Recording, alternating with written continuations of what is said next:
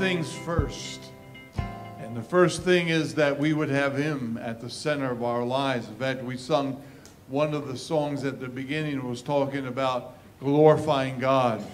And may that be true this morning. This morning we are going to be reporting on our recent missions trip to Ghana, West Africa. And we want to share with you what God not only did through us, but what God did in us. I'm going to ask Brother Stu if you would come up at this time. Brother Stu and I, we had the privilege of going over to Ghana. I knew Stu, but didn't know Stu. Now I know Stu. Can you make any sense of that? All right. And let me say this. I give him the highest compliment. I would take Stu back with me. All right. Going back to Ghana on a missions trip. There's some folks I wouldn't say that about. All right. And Stu, how he conducted himself, how he was used of God, great testimony to our Lord. But again, a testimony to this church. And Stu is going to start us off this morning about talking a little bit, really how the trip affected his life and what was done over there. Stu? Thank you, Pastor Bill. Good morning, church. Good morning. Glory to the Lord of Lords and Kings of Kings. I'm privileged to be in front of you today to report on Ghana. Pastor Bill took away a little bit of my joy. Just wanted to tell everybody, okay, Pastor Matt hasn't grown a few inches and got a good tan. So this is Stu, not Pastor Matt. And I would go with Pastor Bill again. And what I'm going to do, I got two segments that I want to present to you in slides. One is to generate some support for the mission over there, and the other one is just to show you some unique things that I experienced over there. But Pastor Bill, I couldn't stay within your time limit, so I guess we'll get out of here by lunchtime.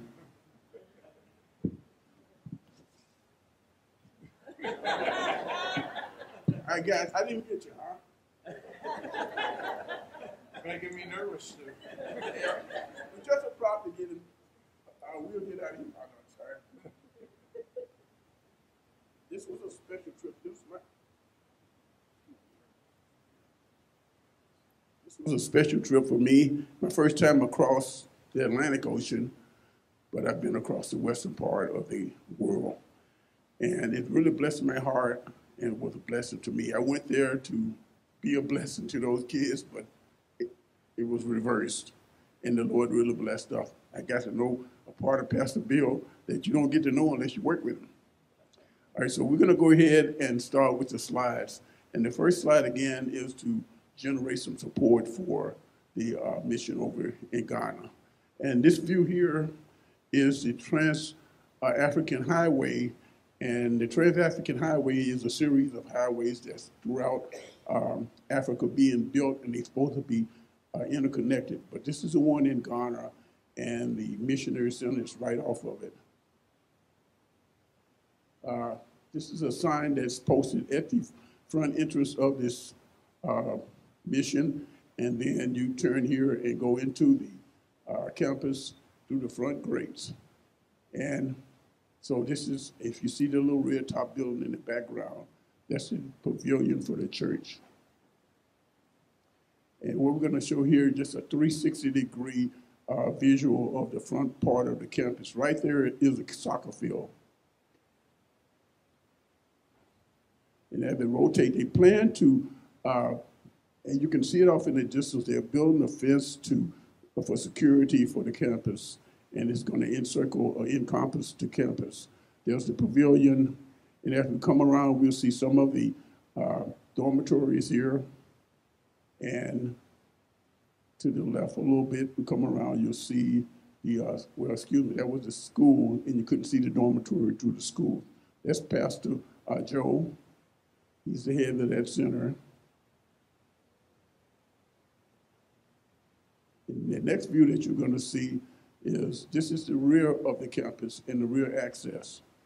So we're going to run the video, give you a 360 on this. And the grassy area that you see will be used in the future. And that depends around, you're going to see the top of some roofs. And one of them is the location of their poultry and other animals, which is coming up right here. That little narrow band of white there is where the poultry and other animals are kept. We're looking at the background of the lodge and one of the dormitories. And this field here is being cultivated to have a garden this summer to help support the center.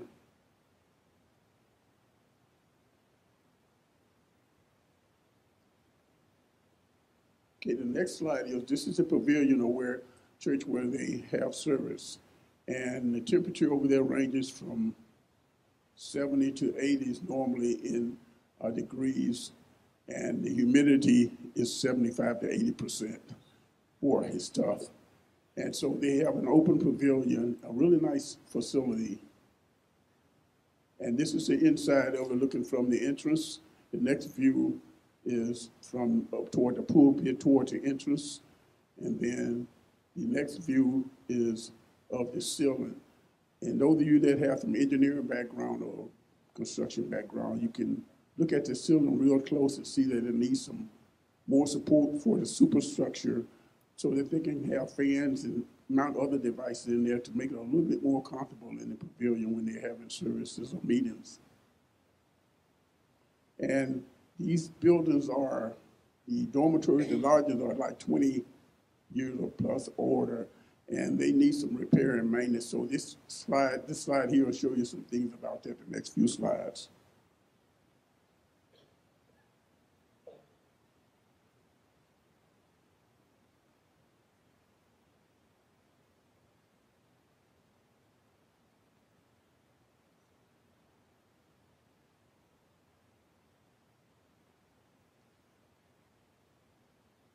So you can see that they have served their time a little bit and they in due for some repair and maintenance. And that's what this portion of my presentation is about, is to help with that maintenance and repair. I don't know how to pronounce this word so well, so it's Mephibosheth.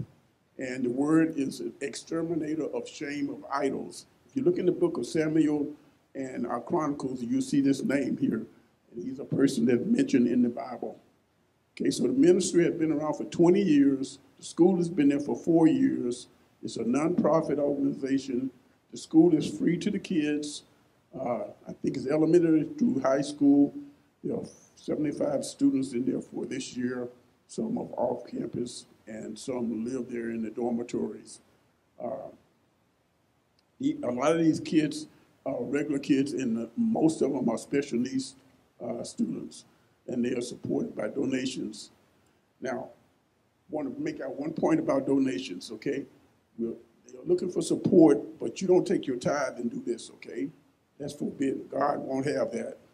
So that's part where the offerings come into play. So if you got offerings you would like to send to a place that you can know where your money is being spent and used, this is a good selection here. And I, on their behalf, ask you. Okay, it's amazing the transformation this ministry makes on the kids of Ghana. You see that in the next slides.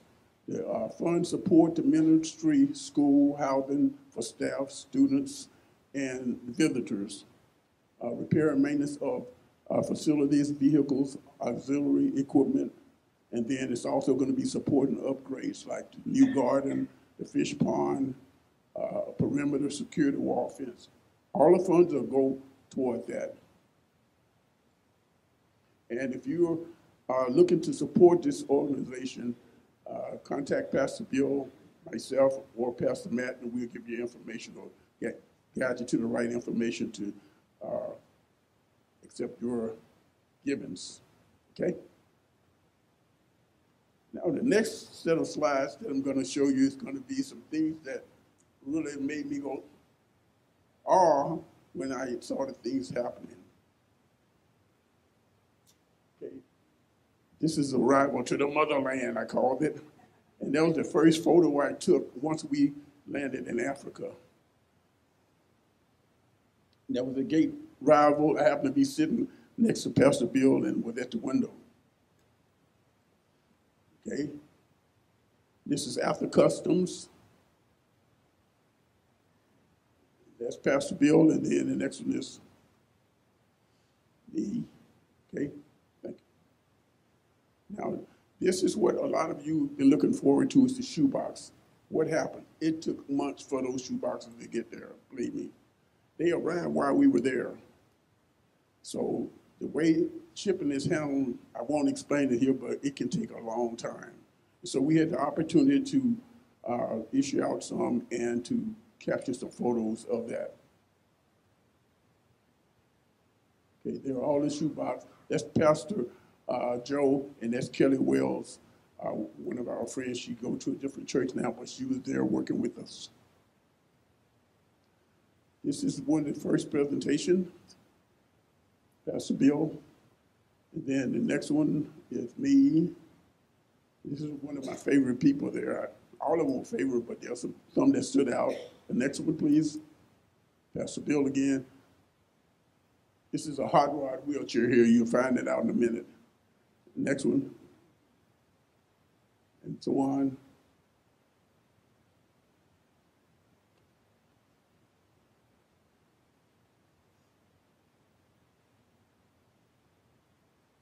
This is the pastor and his daughter there with us. And those soccer nets were used the same day out on the field. They had a soccer competition. And here's something for extra efforts. I caught Pastor Bill, so I held it over his head. I'm going to tell Miss Diane about this, but I couldn't let him get away with it. I couldn't be outdone. And I would like to stand here and tell you about those two situations, but it's remarkable. But those were some of the people that became attached to us. This little girl here is special. I want you to watch two things in this video. Watch what she's doing. And right at the top above her hand, watch the little kid in the video. It's only a short little bird there to see. But watch what happens.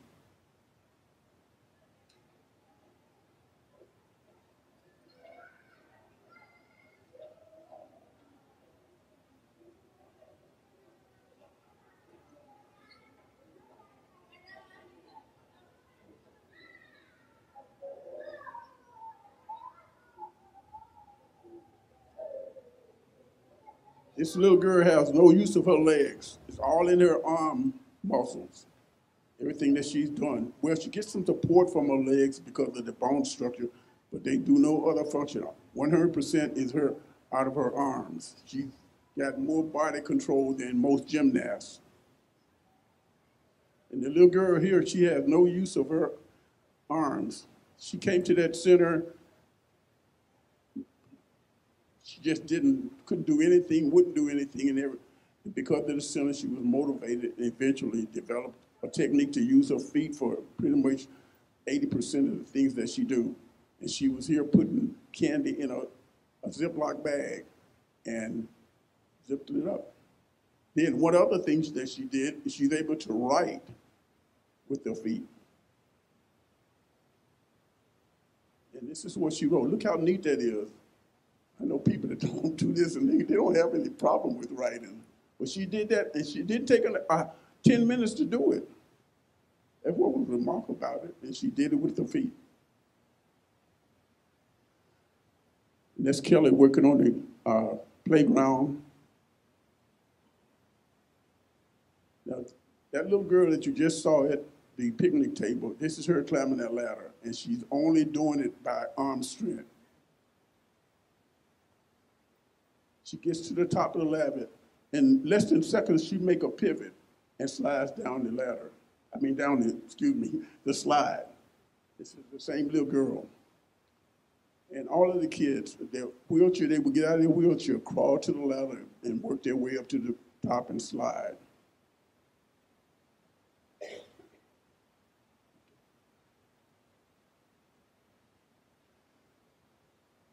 I told you that this wheelchair with a hot rod, and the engine is standing there behind it. This little girl is only about a few feet tall, and she pushes that wheelchair faster than we can walk. She's also a problem solver. All of them are problem solvers. They get in a situation, a few seconds, they figure out how to resolve it. I wanted to help, but I just sit back and watch and let them do on their own and see what they could do. All right? Pastor Bill was moonlighting. He was caught. This is that little girl again with the arms ready. What she done here is she pushed herself up, and once she's up in a vertical position, her legs can hold her up, but they can't do any more than that. This young lady here shows the team effort that is at the center. She feeds this young man every day. The only thing that he can do is eat and swallow. He can barely talk. He cannot hardly move. So at lunch and breakfast and dinner, she feeds herself and feeds them.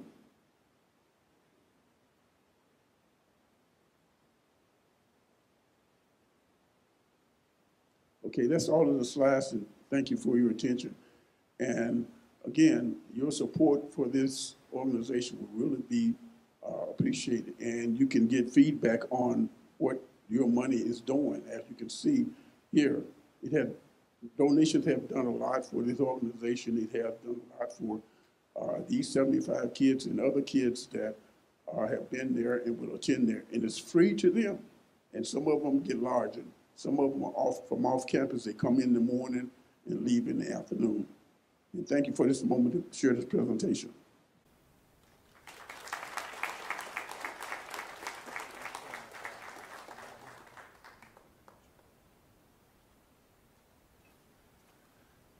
Stu, I appreciate that report. And in fact, I enjoyed those pictures. I hadn't seen those, all right? And I don't know whether you realize or not, but that fits totally, I was wondering if we were going to talk about the same things. But what ended up, Stu presented a great presentation of the ministry over there and the students. And so what I'm going to do is talk a little bit about what we did on this trip, and maybe a little bit, in fact, definitely more than a little bit, of how God worked in our lives, I'm sure Stu and mine. Our theme for the missions trip, was from the book of Daniel, and we were challenging the kids with what we called the Daniel Challenge, the Dare to be a Daniel. And the phrase we used, in fact, it caught on very quickly, not only with the children, but with the church and the youth, was be a transformer, not a conformer. And we used the verse in Romans chapter 12, verse 2, do not be conformed to this world, but be transformed by the renewing of your mind, that you approve what is that good and perfect and acceptable will of God. And we are so often, we live in this world that wants us to become like the world, are thinking like the world, but we are not, to be the conformer, but the transformer, being used of God in the world in which we find ourselves. Now, what we did, we presented to the children 6 different challenges from the book of Daniel, the first 6 chapters. In fact, Stu and I and Kelly, we taught through those challenges. We taught about the challenge of identity, of knowing who you are, not allowing the world to really dictate your identity, but seeing your identity as a child of God, creation of God.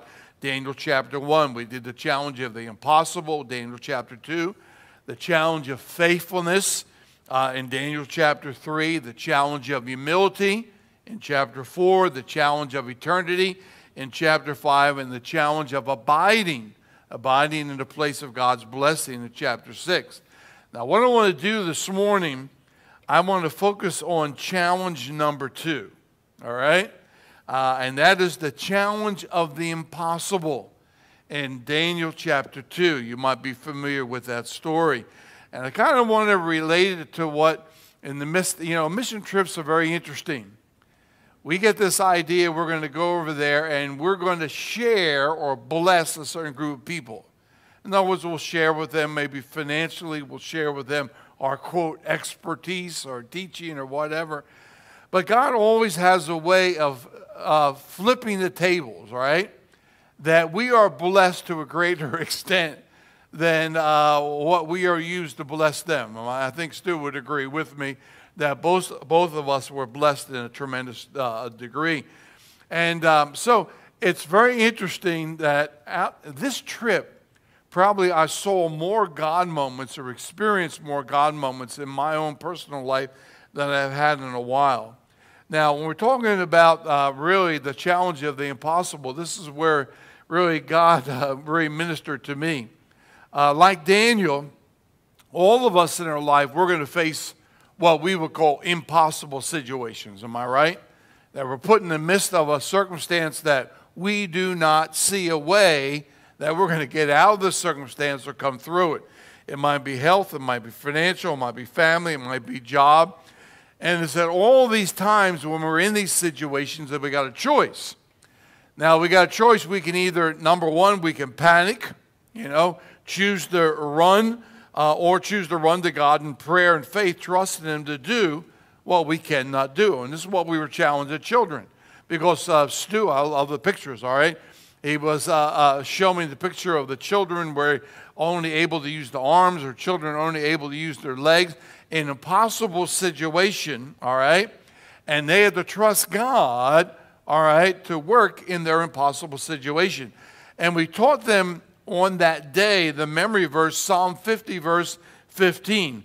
Call unto me in the day of trouble, and I will deliver you. In other words, in your day of trouble, your day of impossible situation, you don't know what to do, all right? You call to me, and I will deliver you. You're not going to be able to do it, but I can do it. And then there's a phrase at the end of that verse which says, and you shall glorify me. When I do deliver you, when I prove faithful, you have an obligation, and your obligation is that you would lift up my name and you would glorify me. Now, if you know Daniel chapter 2, here's the situation. The king has had a dream, and the dream ended up troubling him, but he forgot the dream. Either he forgot the dream or didn't remember all the details of the dream. And if you have read the book of Daniel, you understand his dream was really the image that represented the world's powers from Babylon until the time when Christ will return to this earth. So what the king does, he calls in the wise men, and he wants them to tell him not only what the dream meant, but he wants them to tell him what he dreamed. Now think about this for a second. Imagine me coming to you. I want you to tell me, all right, what I dreamed last night and what that dream actually meant, all right? Now, these men had to admit to the king that request was what? Impossible. There was no way we can do it. And in chapter 2, verse 11, they told the king it's a difficult thing that the king requests, and there's no other who can tell the king except the gods who do not dwell among the flesh. Now, in his rage, the king orders all the wise men in Babylon, they're going to be put to death. Now, guess who's one of those wise men? That would be who? Daniel and his three friends, all right? Well, the captain, if you read chapter 2, the captain of the guard comes to the house where Daniel is at and tells Daniel, this is the situation, all right? We have come here really to put you to death and your friends to death because of the dream not being interpreted. This is the first time Daniel heard of this. And what Daniel ends up saying to that individual that captain in verse 15 and 16, he answered the captain, and he ended up saying, all right, to him, tell the king that we will make known the dream and its interpretation. Now, understand this. Daniel, at this point, he has no idea what the king dreamed, let alone any idea of what it meant. He's caught off guard. These guys are at his door. Guess what? We're here to carry out a death warrant because the wise men couldn't really tell the king of the dream or its interpretation. And Daniel says, don't worry, we'll take care of that, all right? So he has no idea what that dream is, but he's going to step out by what? Faith, believing that God is going to be faithful to him. So what Daniel does, again, reading this chapter, and I challenge you to read it, he gathers his three friends, and they go to the Lord in prayer. Now, you can imagine how intense that prayer was, right? Because if God did not answer that prayer, what was going to happen to Daniel and his friends? they were going to lose their life. Well, as you read the story, God reveals the dream to Daniel and its interpretation in night vision. You can read in verse 19. And what I thought was very interesting, these men prayed, but God did not answer their prayer immediately. And this is sometimes what, I would say in my life, this is what happens most of the time. All right? We're in a difficult situation. We go to the Lord in prayer, and when do we want it answered? Man, I mean now. I don't want to be in pain. I don't want to be in anxiety. I don't want to face stress. But God just has a way of not doing it that way, all right? He lets us, just stew a little while, all right? And wait till we come to the end of ourselves and knowing that it is of God. In fact, we faced one of those situations again, God driving that home to me. Diane does a video, and we'll see it in just a second, all right? And she has this program she's used for years. Well, guess what? The company that does that program decided we're going to give the new and advanced version of that program, all right? And so she goes in to do the video, and nothing works. I'm saying she has been at it this whole week trying to do a little video, all right? That yesterday she was at her desk from 7 in the morning to 7 at night. I was telling her, don't do it, don't do it. We won't use it, don't worry about it. But if you've been married for a length of time, you know how that works, right? Eventually I learned, just stay away. Just stay and be quiet. Don't say nothing, all right?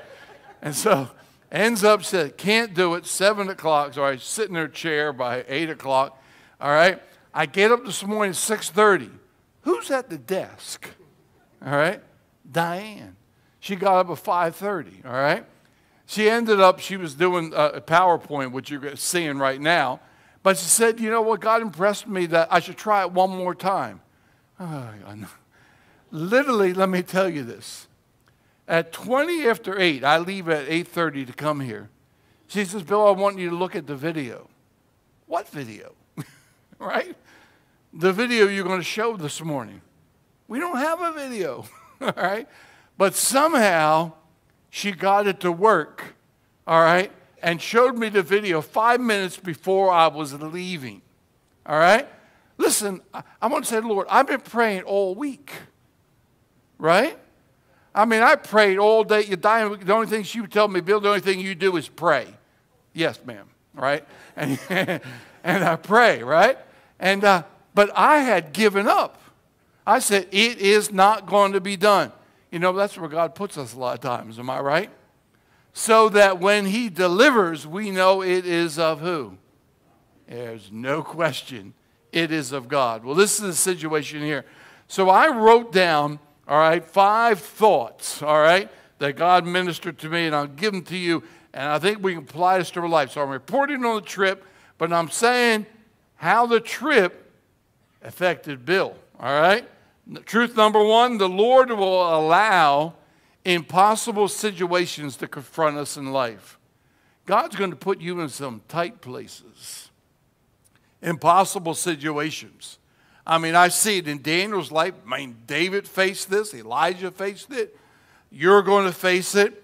And these situations have nothing to do with us being unfaithful, have nothing to do with us living in sin. God has a divine purpose that many times we do not know and allowing us to be in those situations. And I ended up experiencing this on this mission trip. Now, again, I'm the AAA personality, all right? I have everything planned out, all right? I had this trip planned out. It would be a difficult trip. There would only be 3 of us going. Usually I took a bigger team, but because we're going in the spring, we're going to be there really 16 days, all right? That there was only 3 of us. But I believed it was possible and we could do it because Bill had it all planned out. I mean, I even had a lesson structured. Stu, you teach 10 minutes, then I come in, then Bob comes in. I mean, I had it down to the minutes, all right, how we were going to do this. Then with less than 2 weeks, when we are to leave, one of my key team members, which was 1/3 of the team, all right, gets COVID for the second time in 3 months, and he won't be able to go.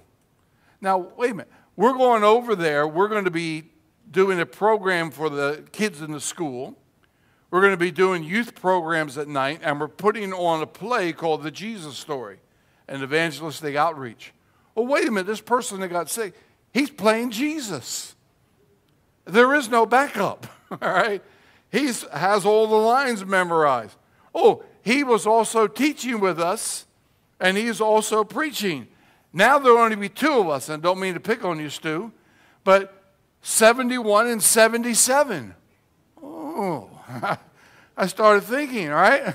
And added to this was the fact that the team member's wife that was not going to be going was supposed to be staying with my wife, Diane, who physically has to have somebody with her while I was in Ghana. What am I going to do with that? All right? Then I find out, forget about 70s and 80s, too. We're going to be over there in the 90s and humid, and it's going to be hotter. And then I had it all planned out, doing about the shoe boxes. Joe told me the shoe boxes aren't going to be coming. All right? It's like everything seemed like unraveling. And then, you know what, these times, what does the devil do? He whispers, this is impossible, Bill. What have you got yourself into? Right? In other words, you can't do this. And I'm saying this comes in all of our lives. We're going on a mission trip. Why would God do this to me, right? So I'm saying all of us at time or another, we're going to face impossible situations. Truth number 2, the impossible is never meant to defeat us or destroy us. See, Satan would have us believe that God forsakes us. God's going to let us go down in defeat. Everything is going to be terrible. But instead of destroying us, God uses the impossible in our lives. You know what he does? God used the impossible over there to build my faith. Here I'm 77 years old, was a pastor for 50 years, right? And God's still working on Pastor Bill, all right, to build my faith. See, faith grows not on the mountaintops, but faith grows in the valleys, right? Where God proves himself. And that was a reality in this trip. We saw what God was doing. But it also demonstrates his power and his glory. Daniel saw that in the king's response. I ended up, Stu saw, it's literally, how was the play going to be done? And what ended up happening, one of the teachers, a young man, oh, I'll do the role of Jesus. He learns the lines in less than 2 weeks. All right, the play goes on. We would gather after the play, Stu, and we'd be in that back room. And these young teenagers and young adults, all right, they break out in spontaneous what? Praise and prayer to God. And I'm there, what am I seeing? In other words, this was an impossible situation, but yet it was done, and God is being glorified. And I'm saying you're going to come into hard situations in your life. You're going to say, this is impossible. But God does not allow it to come in your life to destroy you and break you. But it's to build your faith and to glorify his name.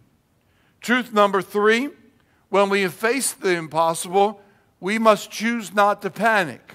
And this was directly for me, right? Because even though I'm structured, I do want to panic at times, all right? We do not panic, but we turn to God in prayer and we step out in faith. See, first step, usually when I'll be honest with you, and you might not see it in me, I discipline myself, but when things are, look like they're impossible to accomplish, our first response, we want to panic. We want to run or we want to freeze, right? We just want out of there, all right? And we need to remember and you're going to see it in the video in a second, what is impossible with men is possible with God. In fact, Jesus said this in Luke 18:27. The things which are impossible with men, that means me, that means Stu, that means all of us, are possible with God. So what we have to choose is to believe in him. In fact, this is what happened. I have these lessons to teach the kids, right? Pastor Bill is going to teach you this great lesson. Trust God in the midst of the impossible. But God had a plan. Oh, I think I'll teach Pastor Bill this lesson. I'm going to put him in the impossible, all right? That he would learn in the day of trouble, call upon me, and I will deliver you. Be careful, all right? That God many times, when we get in situations where we're going to teach others, God teaches us at the same time. And God taught us that lesson, definitely taught me. And each day was praying, Lord, give me the strength that we would be able to do this day, this moment, what you have us to do.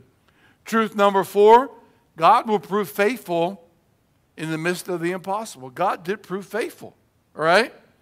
He proved faithful to Daniel, did he not? Daniel prayed, God answered the prayer. And he proved faithful to Stu and I and Kelly, who came the second week. God gave me the strength to do the second week. Every picture you see of me in a mission trip, what do I have on my shoulder? A towel. I mean, I think about, I see Pastor Matt up here. He's beyond me, all right? I tell him probably if he went to Africa where we went, it'd just be a puddle there. And I would say that used to be Pastor Matt, right? But I perspire, right? It takes all the strength out of you. I would lay in bed in the afternoon, all right? At the end of the day, after teaching, preaching, and everything, how did I do this? And no, how was it done? It's like the Holy Spirit, you didn't do it, Bill. He says, I did it. And God gave us daily strength to do what was required.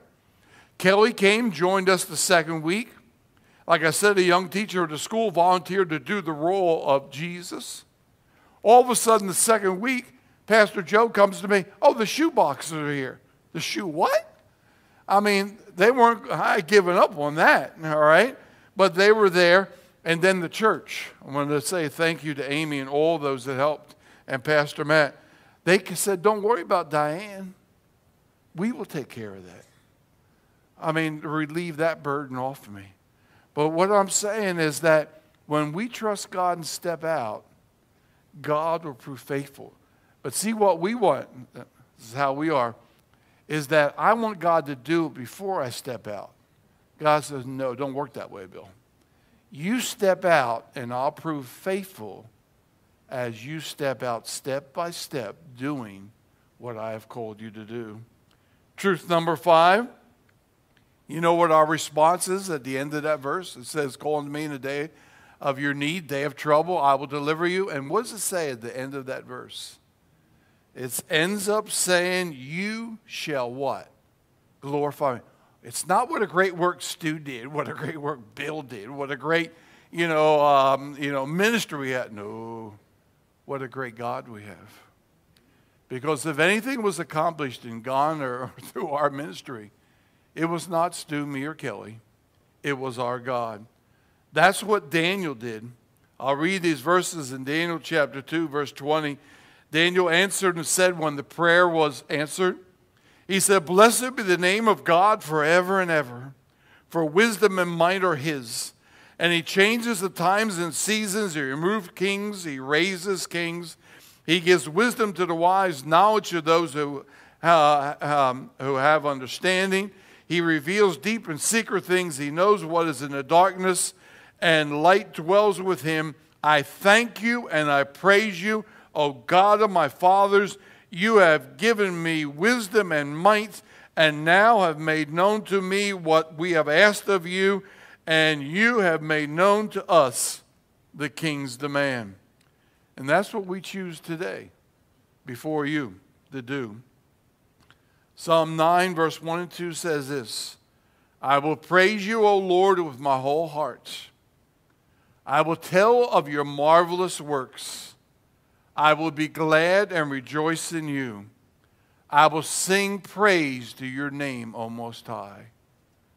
I want you to look at this video in the midst of it. I did not see this, Diane showed me. But especially look, and she didn't, that last phrase that is one of those frames of the video and the verse that is up there. So I'm going to ask if you would show that verse, that video.